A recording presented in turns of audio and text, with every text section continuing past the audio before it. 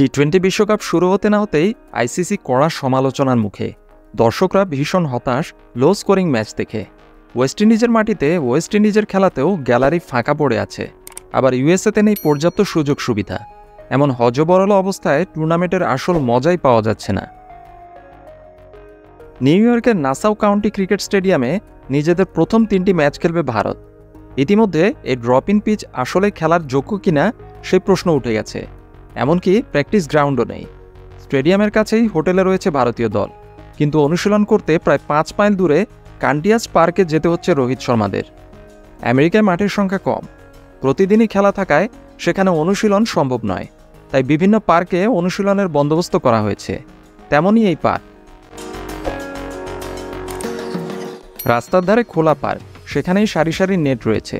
তার মধ্যে অনুশীলন করছেন বিরাট কোহলি, রোহিত শর্মারা। টি-20 বিশ্বকাপে এখনও নিজেদের প্রথম ম্যাচ খেলতে নামেনি ভারত। তার আগেই ভারতীয় দলের অনুশীলন করার জায়গা দেখে অবাক হয়ে যাচ্ছেন রাহুল দ্রাবিড়।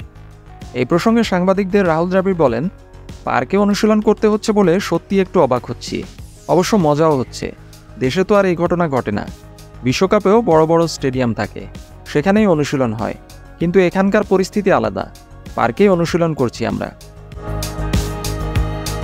টি-20 বিশ্বকাপে কি ভারতের হয়ে ওপেন করতে দেখা যাবে রোহিত শর্মা ও বিরাট কোহলি জুটিকে, নাকি রোহিতের সঙ্গে শুরুতে ব্যাট হাতে নামবেন ইয়াশাসবি জয়সওয়াল?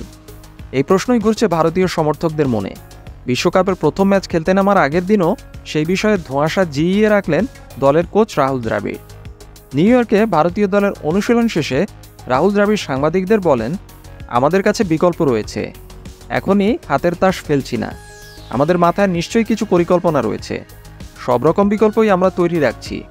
পরিস্থিতি ও প্রতিপক্ষ অনুযায়ী সিদ্ধান্ত নেব যে 3 জনের মধ্যে কোন 2 জন ওপেন করতে নামবে।